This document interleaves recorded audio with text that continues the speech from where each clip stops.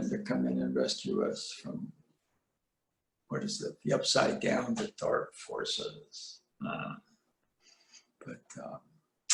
Anyway, let's see.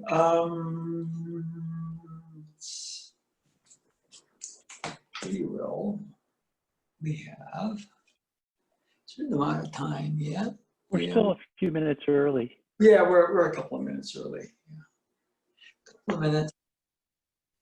Wow. How's some of the breath work and breath work, motion, sound we've been kind of working? Is that how have you been doing with that? Oh well, dangerous question, but this is Aikido, Hakan, Indiana, so danger is. I'm always so glad when we start moving, because sitting, I just become whenever this is how it's always been for me. When let's do sitting, and I'm sitting, and I just become more and more and more uncomfortable as it goes on. And it's not just physical. It's not just stiffness or achy body. It's just I become. It just gets more and more and more, and then as soon as I can move, it like all goes away. Okay. Yeah. Okay. And so if I wasn't being led through it, I wouldn't do it. I just wouldn't. It's okay. Yeah. But I am. It's like a practice that I don't like. If I keep doing it, I begin to discover ways that it's changing things. I still don't like it.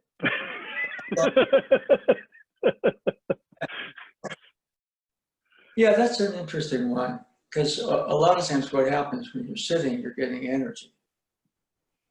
And that energy coming up can actually create certain things. Yeah, no, it's a tricky thing. A lot of times what that energy does, it kind of stirs things up or it pushes. And there's probably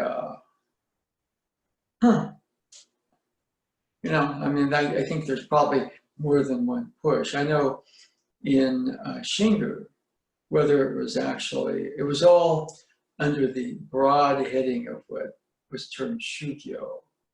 Shu was like advancement, and Gyo was kind of like a type of developmental training. So Shugyo was different than Keiko, which is the training, or Renshu, which is study. Renshu is like a lesson. Kenkyu, study. So research. So there's an area we get kind of mentally active or physically, and there's also the fact that there's kind of this is why Nado, for example, Nado sensei, he works a lot of there's a push. And there's probably more than one, and so I know in Shinju, you're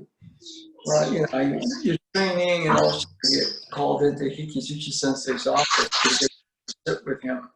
The class is going on, maybe it's a really hot class, and you're sitting in his office inhaling a cigarette smoke. And you're kind of in this,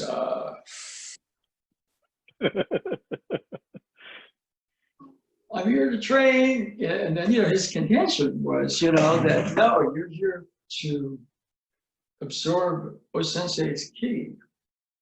And I got some of it. So, he's kind of sitting there.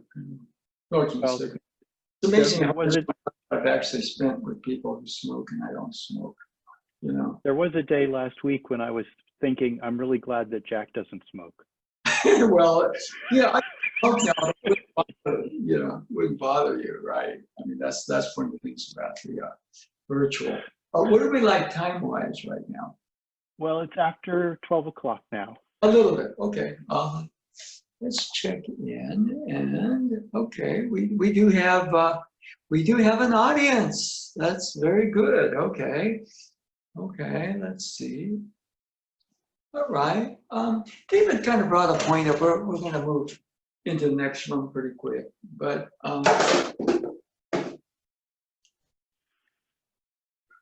you know, a push.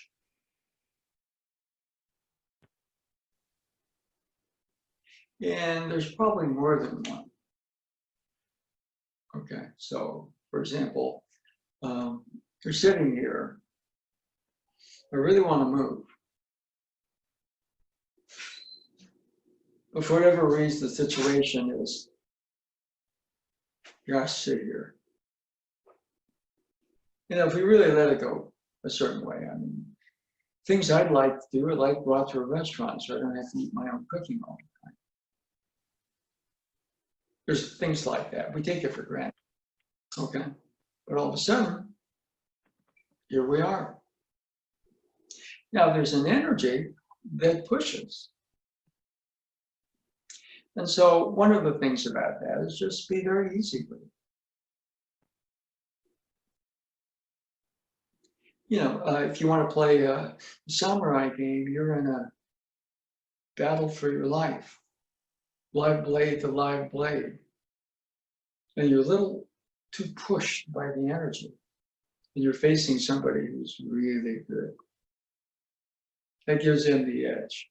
We did the full moon cut the other day. So the ability to kind of settle, yeah, yes, we're going to move, but right now,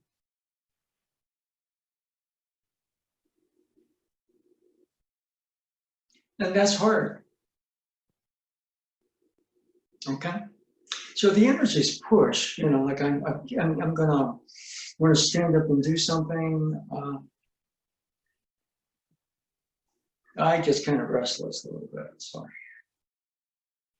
just being very easy with that, letting the energies kind of move.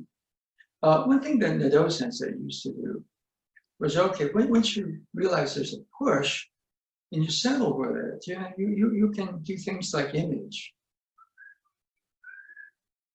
Like all of a sudden I'm sort of getting the image of a tree with deep roots.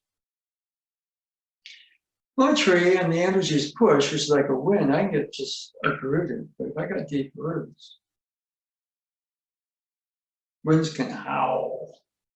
It could be a big storm, and I'm cool. Deeper roots.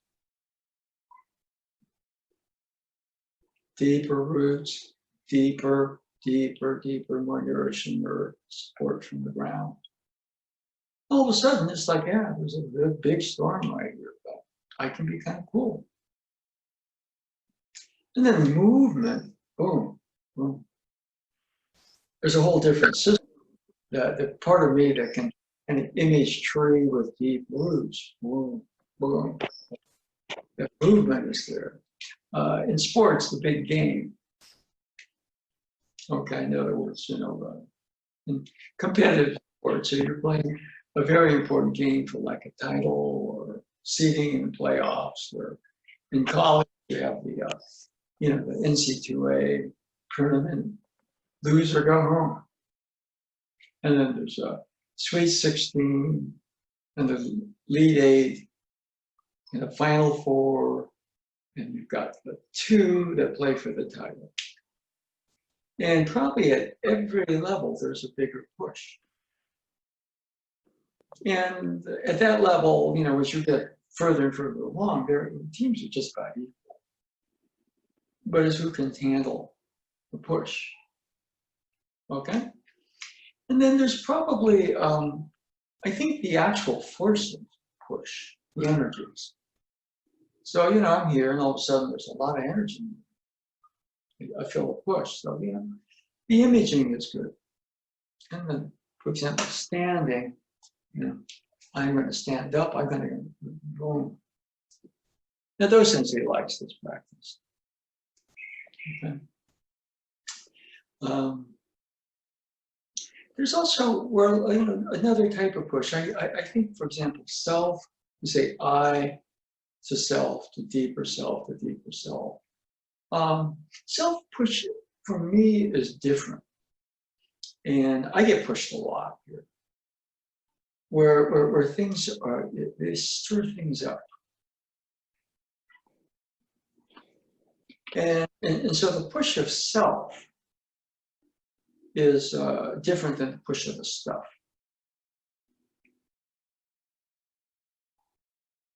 So, you know, the actual sense that there's a dimensionality both to the actual energy and also a dimensional structure to self. And the pushes are a little different, you know. We haven't really gotten that clear on it because I still meet with Mido Sensei, we go over this stuff. And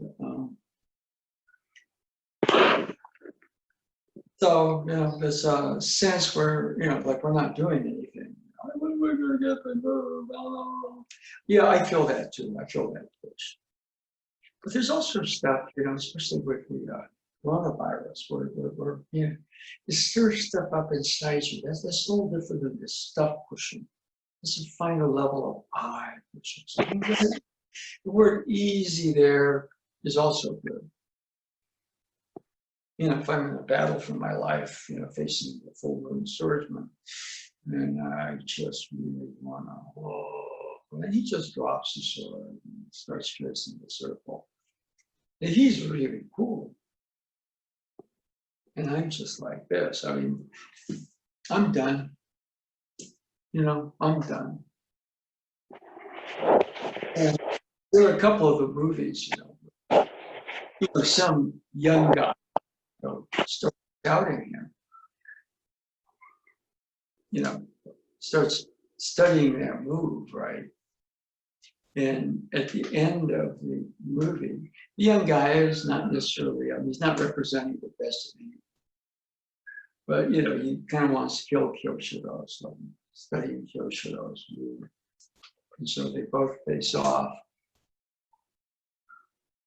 And they're both tracing the circle. Of course, Kyoshiro wins because his roots are deeper. And winning is, you know, the young guy by that time has revealed himself to be kind of dark and, you know, not a force for good. And so, you know, Misogi. Let's move in the other room. Okay. So we'll take the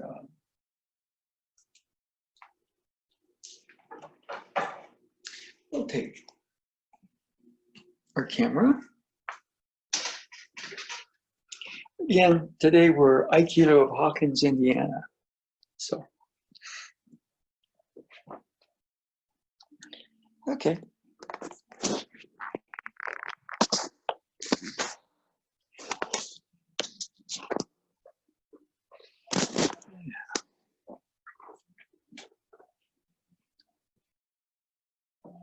Okay. I'll go through some of the breathing to start because there's motion in the breathing, but let's put the left hand here, the right hand there, and just breathe naturally, but start to feel the lower tummy as a part of the breath. Now I could copy that, but and see if you can lengthen just a little bit the in breath, the out breath. We're just focusing more than anything else on just getting that lower tummy.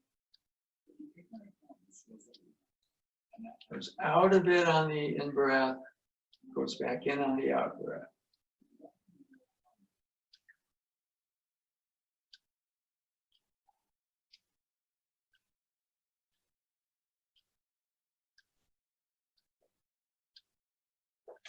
See if I can focus on that.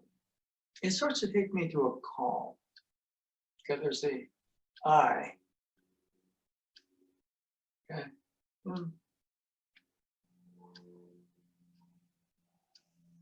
As I kind of go a little more into the breathing is kind of like a gateway.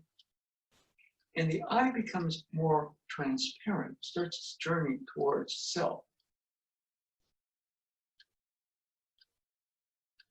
And as the eye gets a bit more transparent, I'm in a calm place.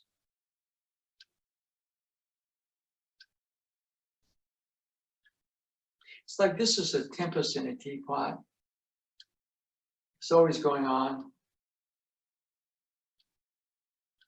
I'm not in the teapot anymore. Teapot's still going on. If I want to go back up there, I'll look for it. I'm in it. Okay.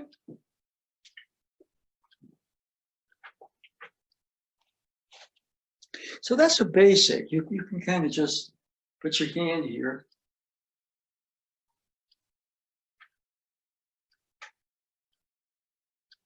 And just feel your breathing.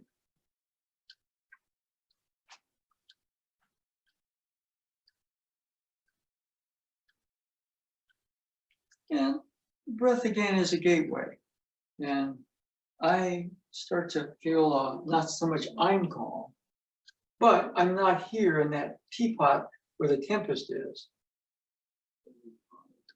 I'm kind of in the calm. So, if I've got some tensions or something, there's an effect on the body, but mainly there's a sense of calm here. And the eye is going towards transparency. That calm is always there, but the eye is a little too busy. And so as it becomes more transparent, clear, whatever you want to call it, you start to kind of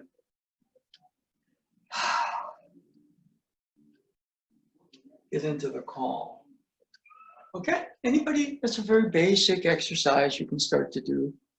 You don't almost need anything else. Okay, anybody with a statement or question or comment on that?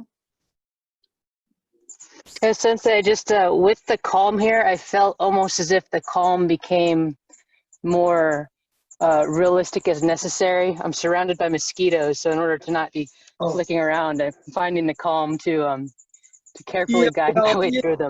That's kind of what happens, So a lot of times, if you're, the world will always kind of draw you out. Okay. So yeah, if you're in mosquitoes, it's hard. So you usually pick an environment that allows you to focus on that. Okay. But yeah, that's good practice, although it's hard. Okay. Anybody else with just the belly breathing? Okay. It made me feel calm. The calming thing is calming. Yeah. Okay, there's a difference between I'm calm and calm. If I had to make a statement on I would say I'm more transparent as opposed to these are like clouds covering, and it's a clear the self is clearer or transparent. So after all, the breathing is a gateway to a deeper or clearer, truer level of yourself. And then right here, there's a calm. So yeah, I'm calmer here. All right. Okay.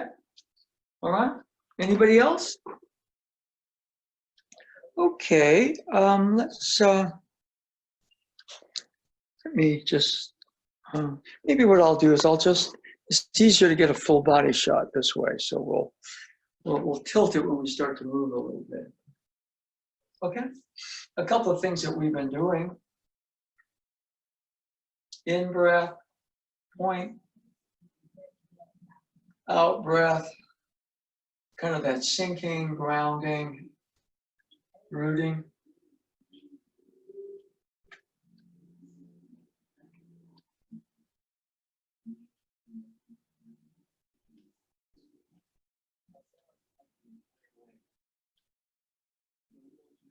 Or you don't have to bend the knees after a while.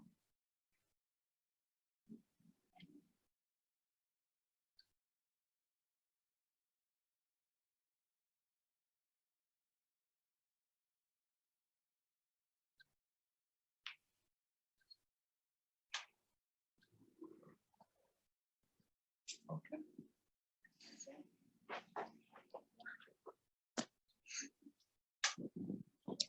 Now we're adding motion to that, as opposed to just the movement of the tummy. All right, we've been kind of working on that one. A lot of that stuff, you just do it once, you'll have an experience. But you know, if you say, okay, this is pretty good practice, that's what it's about. So that's a very good one. Now, I thought what we might do today is kind of invert the class and go into some Tai Chi. Okay, I've been doing the Tai Chi at the end when we do it. I thought maybe what we do is just start out with the Tai Chi. Okay, a little different. Sometimes you got to vary it. Okay, so I'm going to switch the screen back. So I think just about everybody here has kind of done the 30 movement.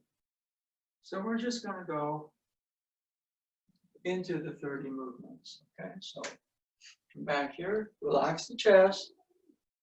Want the breathing to be beginning at least to be here. Okay, let the arms just hang from the shoulders. See, this is natural breathing. This has to be learned. Babies breathe here. Okay, commencement.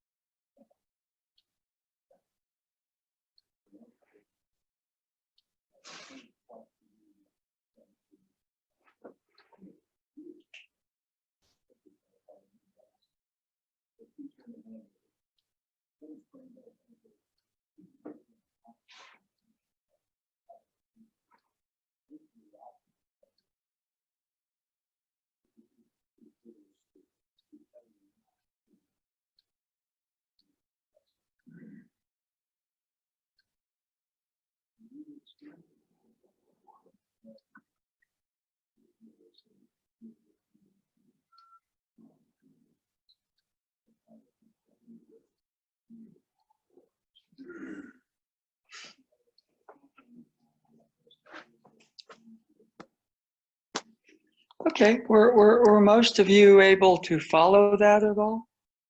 The Tai Chi? Okay. Yeah, it's still harder when you're facing towards me and I have to do the mental gymnastics to figure out the geometry. Okay, yeah. Okay. But mostly I can do it. Okay, all right. But check yourself. Where are you with that calm? See what I mean? There's an area right there where I'm learning the movements. See, if I mean, one of the things about it, learning the movements is actually pretty much infinite.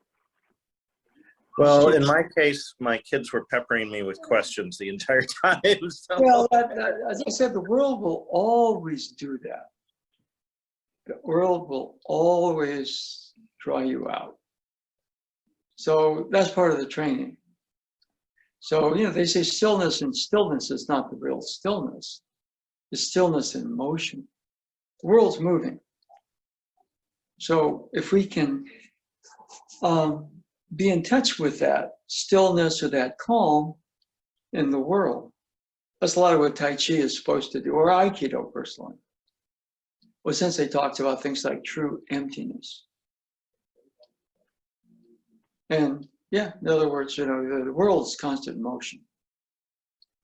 And our attention is constantly in movement with the world. And that's good, okay? But it's also, there's another type of practice going on, okay? So anybody else with a statement or question, observation? What do you feel like after the form? Has the form taken you closer to or away from that calm that we were doing just with the breathing? David, anything? Because it's motion. You're moving. Yes, and it's less upsetting. Okay. Yeah. Okay. Yeah. Okay. Yeah. All right. Okay. Anybody else? Since for me, I felt I was able to hold on to the calm longer. I think what we did before helped. And one thing I noticed is at the end, when we're low and then we raise up slightly, this was the lowest I think I've been raising up. I normally find myself too high at the end of the form, so it helped. Well, that's kind of where, in a lot of ways, for example, go back here, switch the screen for a second. Right?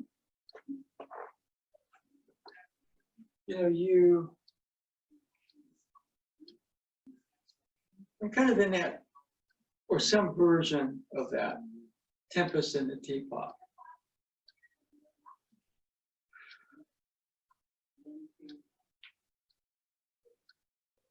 See, standing low doesn't mean you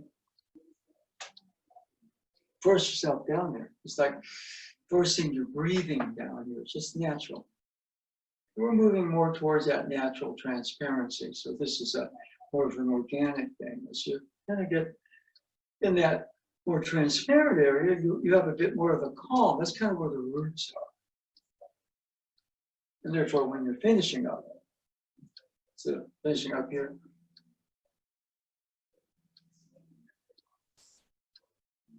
and Master Choy, you say, don't just, okay, now I'm going to go. Take a breath. And then, okay. So you find yourself a bit, not that it's about getting down more, but as you, for example, here, breathe, sink, root.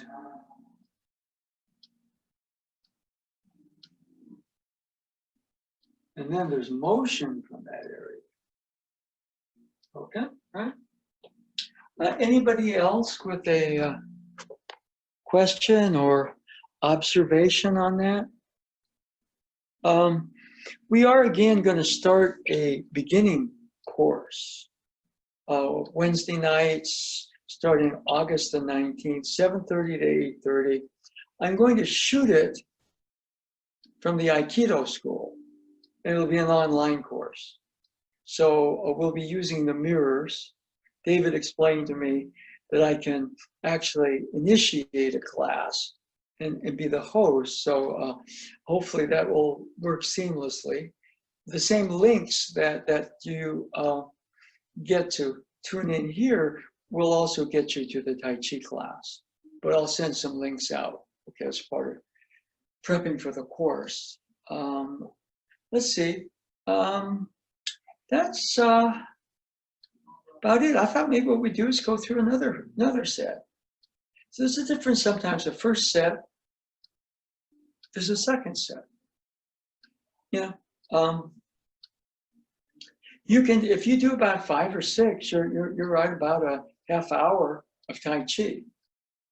But if you just want to do 5 minutes, you find that kind of has an effect. So we're just going to do a second set. So what I'm going to do is reposition. Yeah, that should go. Go this way. Okay. Okay. Right about here. So again, relax the chest. Let your heart, the breathing, if you can, as much as you can, settles to here. The arms just hang. Legs are straight, but they're not locked. If I start this way, I'm already kind of, the energy's kind of, sometimes I feel pulled down when I do that. So breathe in and out.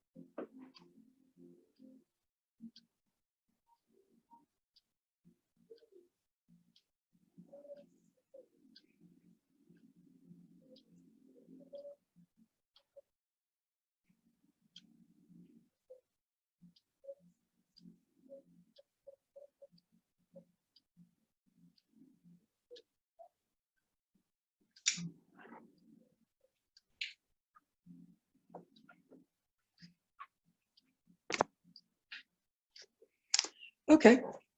Anybody, just check yourself. How do you feel? We did the calm off just a simple breathing practice. Okay. How do you feel after a second set? Better flow. Okay. Okay. Now that's a tricky area, right there. See a better flow. The flow is actually kind of the energy. And how do I feel? Feel looser, freer. It's a little different. There's energy that moves, right? Boom, there's energy that moves. And there's also I self. So the form feels freer, more connected. That's the stuff. I, self. I feel a bit more transparent. Again, that word I becoming more transparent as it goes to self and deeper levels. And the calmness, it's easier for me to do the breathing. The Tai Chi itself, getting that calm is more difficult than motion. On the other hand, the motion is easier sometimes to sustain than sitting or standing in that calm. So it's a trade-off either way. Okay. Anybody else? Question, observation, statement? Well, this one worked better for me for the simple reason that I wasn't getting peppered with questions the whole time. That's true. Yeah. No, it's interesting that, with the actual sense. I mean, if you're going to meditate, you could try to meditate in a very noisy place with lots of distractions, or you could have a meditation place, right, where it would be more conducive to meditating. Or conversely, you might have an exercise program, but unless you make a particular space in your schedule for it, it might be very haphazard. So structure, use of time. So in that case, yeah, there were less distractions, so we're able to kind of just sort of hone in a little bit more. Okay, good. Anybody else? David, anything on a second form? It's as I become more sort of familiar physically with it, so I'm not thinking about what the movements are all the time. Yeah. Initially, it becomes easier to follow along, but then at the end, I feel like I've really done some work. I'm not just going through some movements now. When I'm finished, I'm going, oh boy, my whole body feels like I've really done something, and not just. Yeah. Well, you've done a whole set, yeah. Now you could make it the 54 movement short form or the 108 movement long form, but it's a 30 movement short form, short form, which you can do in about 5 to 6 minutes with a minimum of space. And if you want to do more, you do another set, or maybe still another set, or if you're really industrious, you could do 5 or 6 sets. And then but you check your body, you check also yourself out. Like, for example, there's just a natural sense of ground here. I'm much more conscious of it because I've done the Tai Chi. Now I'm talking, but the breath is naturally circulating more here, even deeper. I feel more transparent. The more I'm thinking about what to do with the form, the more I'm kind of some degree in that tempest in the teapot. That's why learning is tricky. But as you increasingly get clearer on the movements, there's less thought about them. It was natural when I'm learning something, I'm going to be thinking a lot. If you don't think, you don't learn. If you don't research or study, you don't learn. But the actual practice of it, just like Aikido, is different than the research of it or the study of it. So I'm going to do a form, I'm going to do a form. That's called intentionality. Okay? Anybody else? Okay, we're going to do a slightly different approach, because usually we do the Tai Chi at the end. Master Choy used to always say, do the Tai Chi last. See, I used to do things like do the Tai Chi, then I would sit. I got great results with that. Okay? But Master Choy said, no, do the, sit and then do the Tai Chi. Well, I found in my own system, it was better to do the Tai Chi and sit. Okay, so you have to find out, what works for you. But be active and then, do the Tai Chi set. And we're going to go the other way, which is, why don't we switch?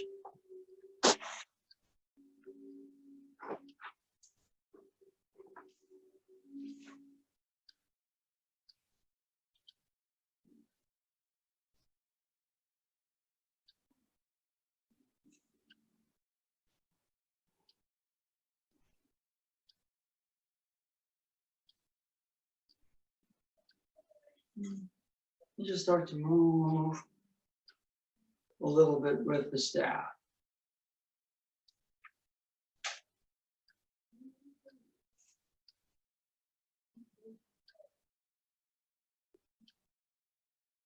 And we'll probably go through the 30 movements. Okay, but just warming up. Boom, boom. These are the fire water changes, right? Thumb down from the top, thumb up from the bottom, figure 8. It goes the other way too. Boom, boom. And then you can take this. Boom, boom, boom. Boom, boom, boom, boom. Boom, boom, boom, boom, boom.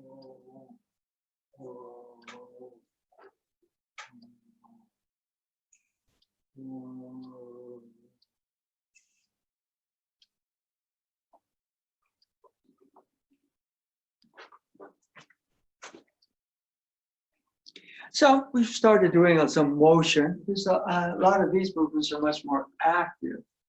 But we did the Tai Chi, and the breathing is kind of we reversed it today. Any observations on going through these movements?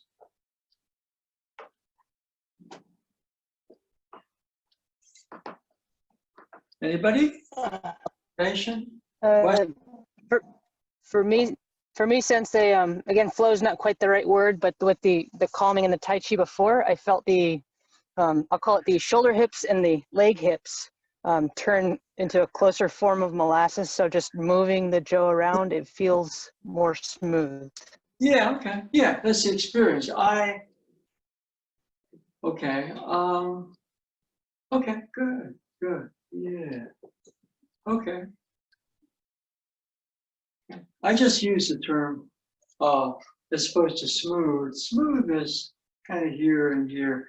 I feel more fluid or fluid.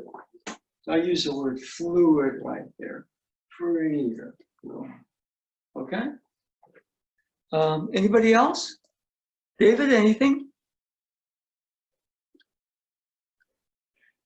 People are saying they're more fluid. I feel like I'm less fluid. I keep banging my knuckles and dropping my stick today. It's a tricky thing. Remember what we were talking about? Is there two pushes? Okay. And, you know, when self pushes, it kind of stirs things up. Okay. When the energy is pushed, you know, I'm doing good. All of a sudden, I start dropping the stick. I'm being pushed by the energy. Okay. I mean, I don't know if it's really that.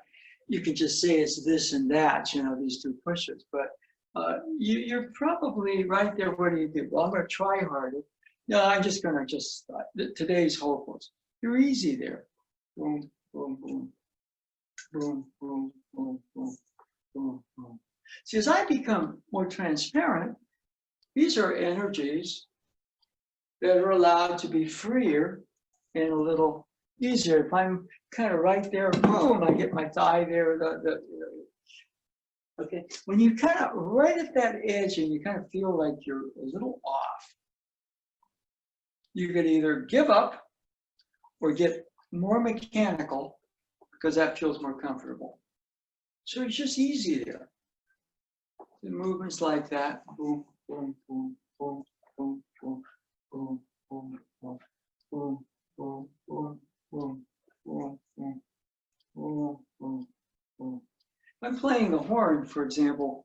You know, for me, the hardest note, you know, is an E above the staff. Okay, and you know, because I can hit D pretty, yeah, but which is fairly high. I mean, there are people that do double E. You know, it's like jumping and dunking a basketball. Okay, but one of the things I do a lot of times is I actually, instead of trying to hit the note, I'll do more of a Tai Chi approach. I'll start playing low with long tones. And then, for whatever reason, then the upper register opens up. If I start to kind of try to do too much to fix the upper register by working in the upper register, I'm like David saying that, you know, he kind of feels like he's bumping into the staff and everything. So I take the opposite approach. And there are days where I'm just stupid and just stay up there and mess around. Okay. But it's ironic that when you are developing what you call in trumpet playing, embouchure strength, what really strengthens your embouchure is sustained sounds, not trying to make a high note. And if you sustain the sound, you strengthen it. And the lower tones are a relaxed process. So the combination of relaxing in the lower tones and strengthening the embouchure with longer tones, then I creep back up into the range of E above the staff, okay, which is about, you know, I mean, I depends on who you play with, you know, because I'm mainly Chet Baker, but I've gotten where, you know, I played Dizzy Gillespie or a couple of the other people, and I've hit G above there. I don't know how I do it. It's just almost like it's, you know, like, oh, I hit a G. Ah. I'm not trying to hit a G. It's just, you know, they play, I go, whoop, I copy their, I ride their energy. You know, if I'm, you know, if they're all recordings for me. But one of the things is when you're off, that usually means that you're close to something. And so, you know, it's like the horn playing, you know, just ease up, ease up, ease up, ease up, ease up, ease up, ease up. All right, if I want to play fast and I start to trip over, you know, go into the long tones. That's why Tai Chi is good, because you slow it down. You slow it down, boom, boom, boom, boom. Then I'll play some of the faster riffs, boom. But if I'm trying to play the faster riffs and I'm missing, and I am trying to fix it you know, when I'm missing, it's a mess. And some days I'm just stupid and just do that anyway. All right? But, okay. Go back to. Oh, you can Tai Chi-ize the staff movements.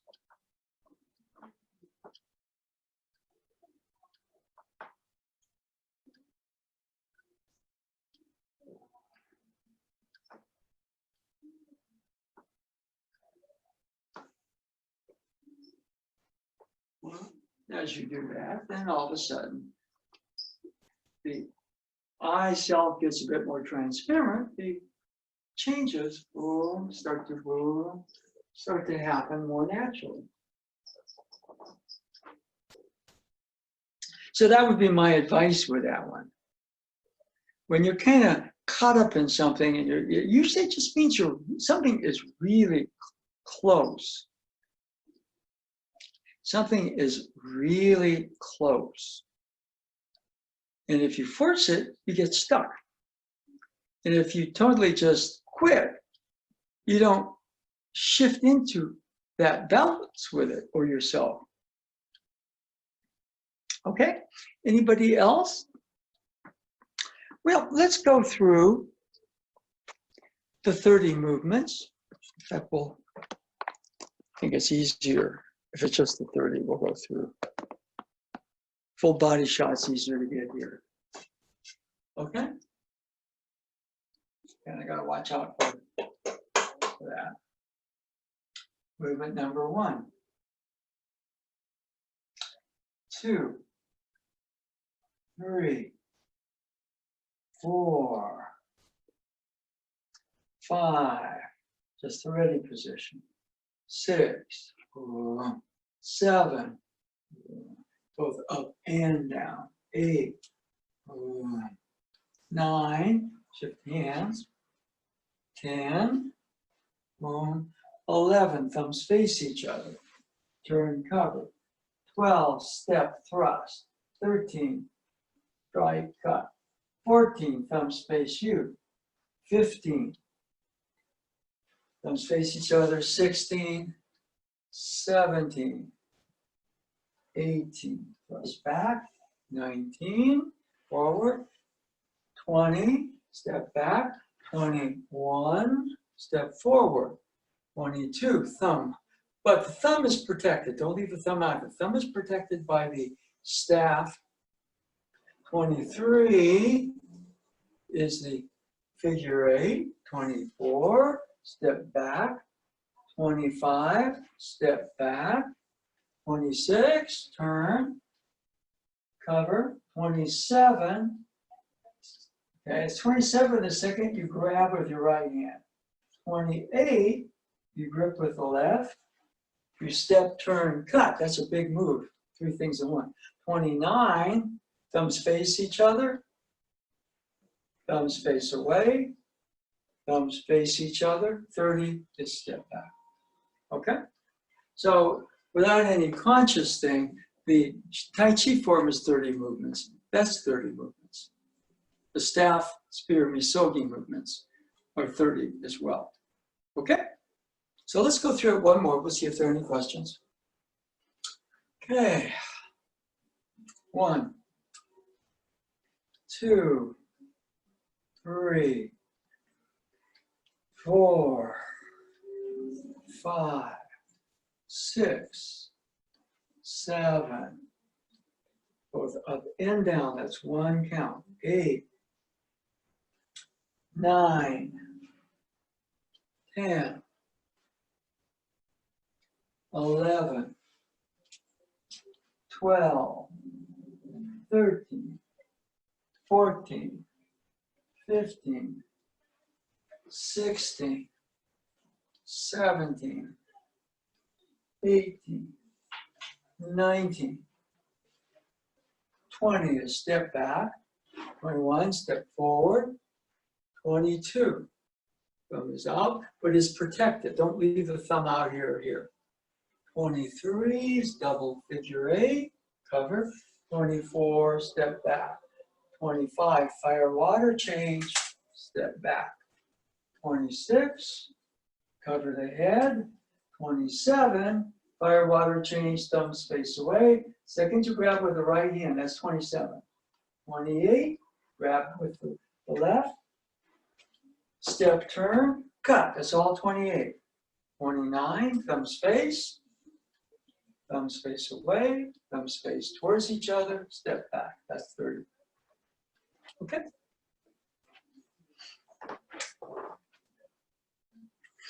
Okay, anybody, question, statement, observation? 30 movements, Tai Chi, 30 movements, staff Misogi. Anybody? Okay, now check the body. And also check you.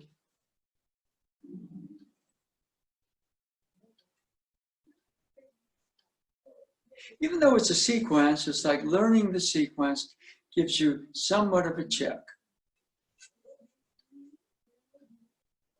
How am I doing? Who am I? I'm not this sort of person, but there was a great quarterback for the Dallas Cowboys, definitely not my football team, okay, although I'm not following the NFL these days, named Roger Staubach. And he would do things like ride to the game in a car, somebody else would be driving, and he would be reading scripture. And what I thought was really interesting is what, he would recite the scripture and he would know how relaxed and focused he was. Because if he, how easily it came to read and recite the scripture. And so it became kind of a meditative tool for him. Because if he was so about the game and he stumbled through the scripture, so I'm not saying you got to read the scripture, I'm just saying anything can get you into a better place with yourself. And of course, if you're a devout Christian, which I'm not, all right, if you are, that's your business, okay? But he wound up being quite a good quarterback. In fact, he was, I think he's probably in the Hall of Fame or something like that. But I thought that was revealing. That was one thing I read. Oh yeah, I read the scripture on the way to the game and I can tell how tense or relaxed and focused I am. That was kind of his mental preparation, okay, which he used, okay. So he wasn't praying, let me be otherworldly, let me win the game. He was just simply using that, as far as I could tell, as a tool, as game preparation, okay? So anybody, question, observation, 30 movements? Okay. This is something that I've been experimenting with. And so I thought we'd try it because it's a little bit like the breathing exercises. But we have the su, u, a, o, u, e. And there are many ways you could do this. I don't know if the sensei, for example, did it this way. But I'd like you to take the staff, right hand, position, left hand, lower tummy. Sound here is su.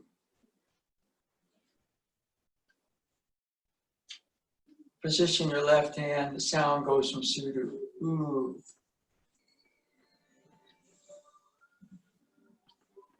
Now, ah. Now you can swing left to right or right to left. You do. O. Reposition at oo. Now this is like our movements. E. E. And it starts again. Su. Oo. Ah. Oh. Back to oo. E, E. So we're combining sound movement with a little bit of structure form. Okay? So let's try it with the sounds. If you don't want to be on camera, just press mute. Okay? And we'll try to get all the sounds in, okay? It may be hard at the beginning.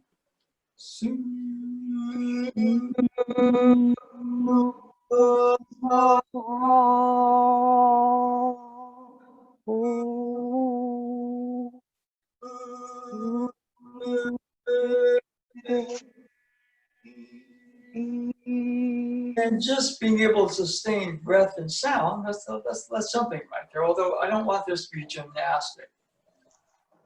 Go again. Obviously an in-breath.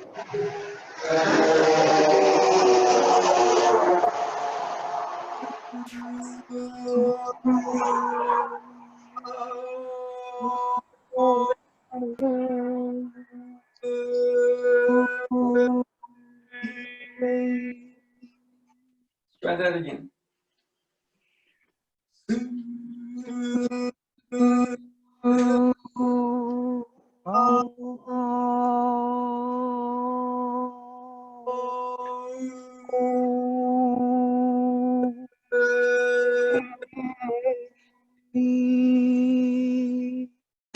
Now what we're going to do is try that on your own a couple times, chanting inwardly, and just see if you can get the sequence. Because when you're learning stuff, it's hard for anything to be experiential. But Su goes to U. Ah is upper register. O is lower. It goes back to U. E, upward, rightward spiral, counterclockwise. E, downward, leftward spiral, clockwise. Boom. Then you repeat it. Try that a couple times on your own, just so you're somewhat familiar with the sequence. You don't have to perfect it, obviously. Okay? So take a little bit of time. I'll just be here, and we'll check in.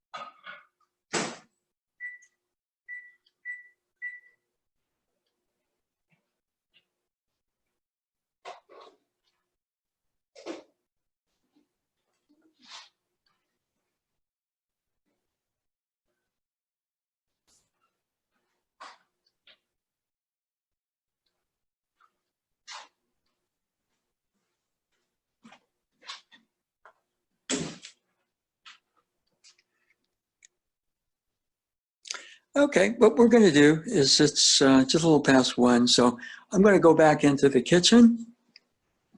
We can have a little bit of a touch-based conference, okay?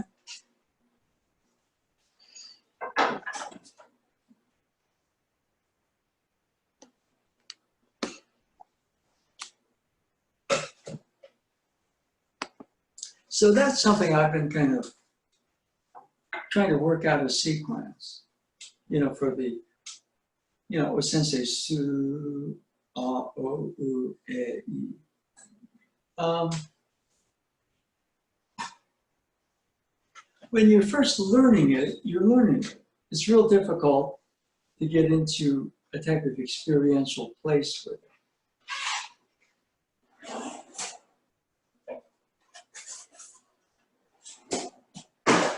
Okay.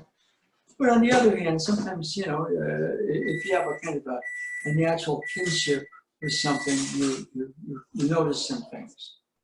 In fact, sometimes the strongest experiences you have are at the beginning, then you get better at it. It's very interesting.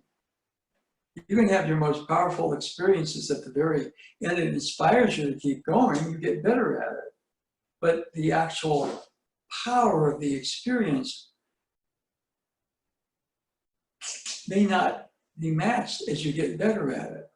That's why a lot of it is, I'm just throwing it out there. Anybody with an observation? So we went through, it's a more complex set, su, u, a, o, u, e, I. So, and we did that with.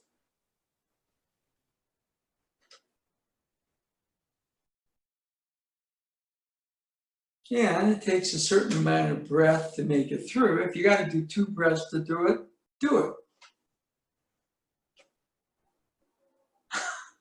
So anybody? Yes. Yeah, I have an observation, which is that I like doing the sounds with the staff movement much better than I like sitting still and doing the sounds. But then I think, like David, I like moving meditation rather than sitting meditation. That's why I do Aikido rather than Zen meditation. Okay. All right. I find the stillness when I have a movement to concentrate on with some part of my mind, and the rest of my mind can get more calmer, relaxed. Yeah. So sometimes, you know, the sense is, you know, it's really hard to go from non-movement to movement. Because, you know, to some degree, your mind is always active anyway. So you say calm, no mind, whatever it is, true emptiness. That's hard. So if you're in motion, it may actually help. Because everybody's different. That's the whole thing. Well, sensei might have been different than each of us here. Okay. He would probably say something like, you got to find your own truth with what I'm saying.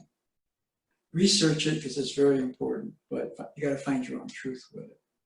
Anybody else with an observation, question, statement?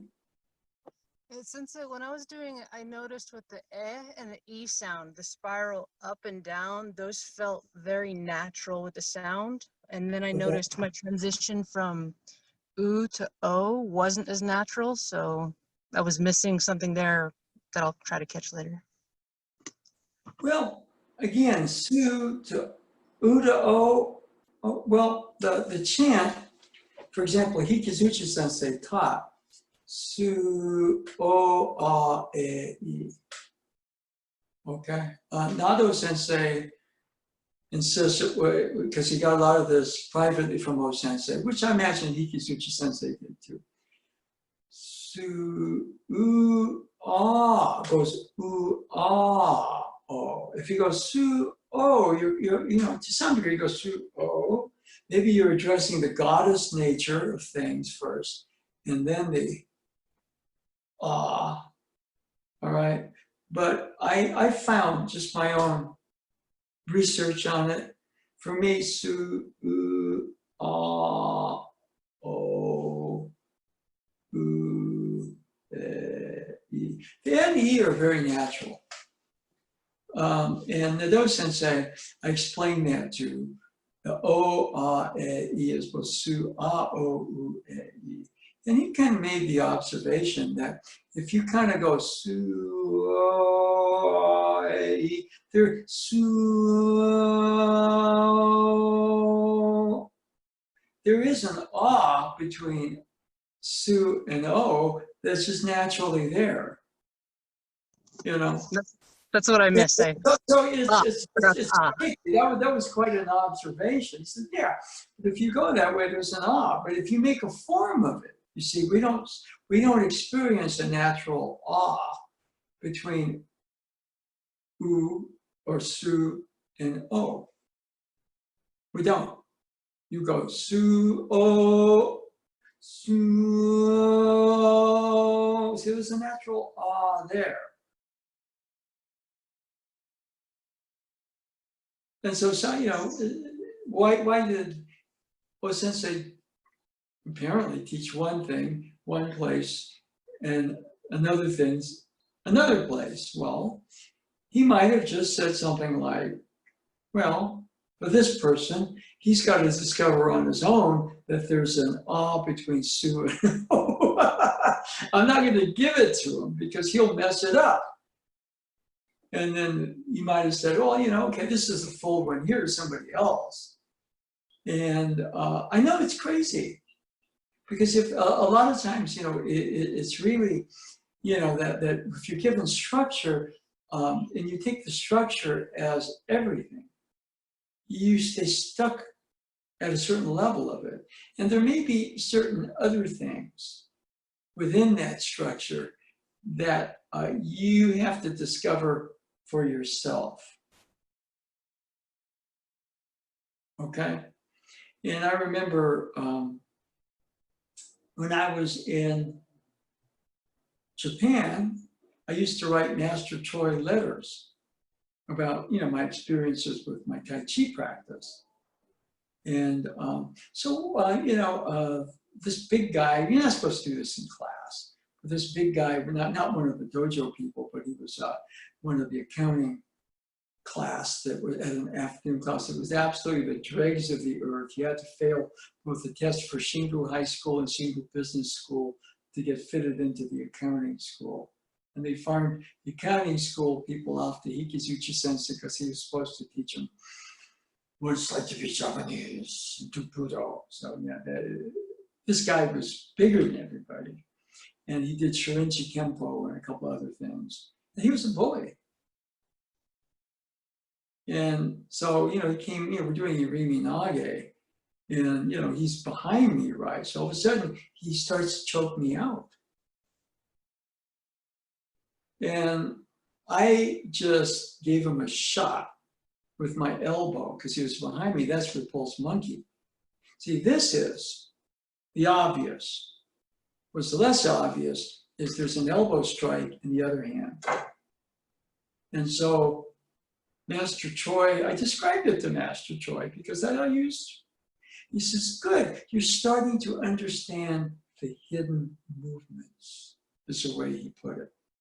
And he said, when you get back, I'll teach you more.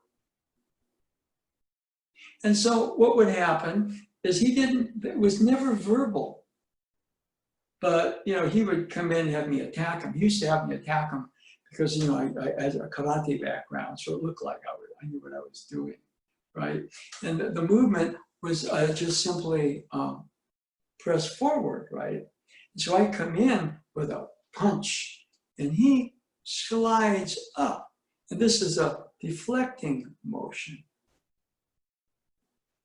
But the only person in the class that realized his elbow was right in my ribs, and with such penetration he could have broken my ribs, was me. And so he would do that. He would call me up and, you know, he would insert something in a particular thing. Everybody else just saw this motion, but I would feel the hidden application. That's how he taught. So certain things, you give people a broad framework. It's not so much the way it works now, but certain things are passed on, you know, and they're passed on experientially, okay? I think I kind of mentioned, I watched the Michael Jordan documentary. And one thing Michael Jordan did is he mentored Kobe Bryant. Why did he mentor Kobe Bryant? Well, because Bryant kind of had a bit of that same, you would almost call it Zen insanity or perfection that Jordan had. And so Kobe, you know, Jordan was describing this. Kobe says, I'm having trouble with the step back shot, that fall, you know, the post up, fall back and shoot over the defender. Almost impossible to stop, but it's a hard shot. And so Jordan just said, okay.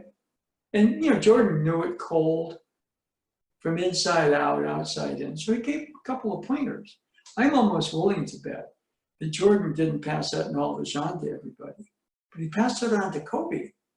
Because he and Kobe were kind of brothers. And he realized Kobe had done so much work, there was maybe a couple of things that he had not found that were hidden aspects. And I'm not sure Jordan gave him the full thing, but he gave him some pointers as to fill in the dots of the hidden things in that step back shot. I don't think Jordan would have given him everything, but probably most of it. And Jordan was quoted later, I mentioned this earlier. He says, you know, the only guy he said that could probably beat me one-on-one is Kobe. Why? Because he studied me, he knows all my tricks. That was Kobe. Kobe looked at Jordan, and a lot of that stuff, to get to that level, it's not just coaching you get. It's the fact that you do study, and you do study the outstanding people.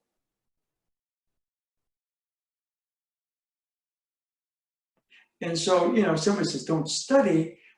Yeah, training is about field experience. But if I study anybody, I study O Sensei. I watch his stuff. Oh. And you can't just study him. It has to kind of, oh, wow, okay, wow, okay. And so, you know, that part of it is tricky. I thought that was very interesting that Michael said, yeah, the only one I think that could really, I mean, we're talking about physical prime to physical prime. Of course, Kobe, he was younger than Michael, so could beat Michael when Michael was 50 years old. But, you know, in the primes, the only guy that I'm really afraid of is Kobe, because Kobe knows all my stuff. Or virtually all of it. Plus he's an inch taller and, you know, whatever. So anyway, that's part of, you know, it's not necessarily, you know, you can overstudy something. All right. But I'd be willing to bet that Stephen Curry, you know, has the inner sequence of his three-point shot, you know, and everything like that. And yeah, he will probably pass that on. He'll pass on certain things to help the young players improve. But if there's somebody that's really outstanding, that's kind of, you know, approaching his dimension of development, and they have a relationship, then he probably would pass on certain hidden dimensions of what he does. Okay? I remember, you know, I started playing the trumpet, and Artt Frank, you know, I go visit him, and he says, okay, if you'll work on it, I'll pass on some of the things that Chet Baker did. And he says, if I do that, you have to promise me you won't pass it on to anybody else. And so he kind of gave me some tips because he played with Baker over many years. And he noticed, and he played with other trumpet players. He played with Dizzy, he played with Miles. And he said, this is what he does. And, you know, I was getting better, right? But all of a sudden, I try to do that stuff, and I'm miserable. I am absolutely miserable. I can't do anything. It's like the Zen parable where the Zen archer, or the student of Zen archery is studying with a Zen archery master, and he's getting really good. Bullseye after bullseye. And so what does the Zen master archer do? He gives him a bow that he can't even draw.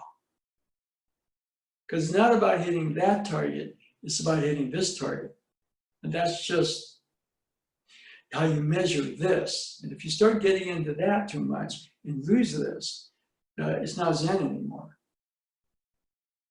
And so what was interesting is I went back to visit Artt, and his wife also plays trumpet. And she was trying what Artt was telling me, and she was having a horrible time. And I said, well, I'll tell you, what I find with this is that, and I'm not going to explain it because, that's part of the ritual. It's not going to mean anything to you because you're not going to pick up a horn and play it. But when something like that is passed on to you, sacred knowledge. There's one thing that sensei told Nado sensei about the sound su. He says, don't teach it. It's not, by the way, anything we covered today. So, he said, because if too many people know this, it diminishes its power. So I'm passing it on to you. But don't tell everybody this. If they find it, that's fine. But you find it by going deeper within yourself and doing that deeper study, and then you bring it into your practice. And so what happened is Art's wife, Lisa, she's having a lot of trouble. I said, but I'll show you. And I started playing some faster riffs this way. I said, I couldn't do that, but I worked at that other thing for 2 years. And I started to be able to play again. You know what I mean? I remember I went to, right after that, I go to Kauai, I bring my horn. And I'm trying to play simple phrases with what Artt taught me. And I'm going, holy crap, I can't play. And I was going, oh, this is pretty good, you know. And Artt says, you know, you got a great sound. And you kind of sound like Chet, but you don't play like him. And if you will work on it, and you got to promise me, you don't tell everybody about this, or anybody, really. And I knew this other guy that knew Chet, who was a trumpet player, lives in New York. You can't even tell so-and-so. I go, oh. And guess what? That absolutely destroyed my playing for about 1.5 years. I worked on it for 1.5 years, and I was going, this is really hard. And now that's how I play. I don't play anywhere near as well as Chet Baker did, but you know, I understand, you know, how he produces the sound, how his sound is, you know, because I was doing pretty much a lot of it. But it's little things. You know, I watched this this master class presentation of Curry going on shooting basics. I was doing about 80% of what Curry said, but just his position of feet, position of hands, as opposed to doing that naturally with drift, you make it conscious. I thought, that makes a difference. Right? If you don't put the work in, really important things, you just kind of gloss over them. And that's part of the study. Nado sensei would say, you know, you're on your lineage and it's part of the forging of yourself, your core being. It's not your I self, but it's your core being that the I self inhabits. And it has then a relationship to the forces. Okay? So, you know, in terms of the Baker stuff, what I found out is, you know, I was going da da da da, I go da da ba ba ba ba ba ba. I can do that. But for a while I was going bleh, bleh, bleh. It's going, this sucks. But you know, I was doing pretty good. I was like, I'm getting better. I thought, well, he says, Artt says, try this. And if you'll work on it and you won't tell anybody else, I will explain it to you. And so he did. And it was hopeless for about 18 months. And then, you know, it just was so different. It's not to say if somebody says, oh, that's pretty good, I enjoy you playing and everything. I was going, I totally suck. I was going, this is hard. And then, you know, what happened is I started to, you know, it started to become, you know, in other words, it just sort of went from I'm learning this to, you know, the core self, not self, but the structure and the amount of work I needed to actually be able to play that way started to come together. Now, Michael also probably thought about Kobe and said, I know you're going to work on it.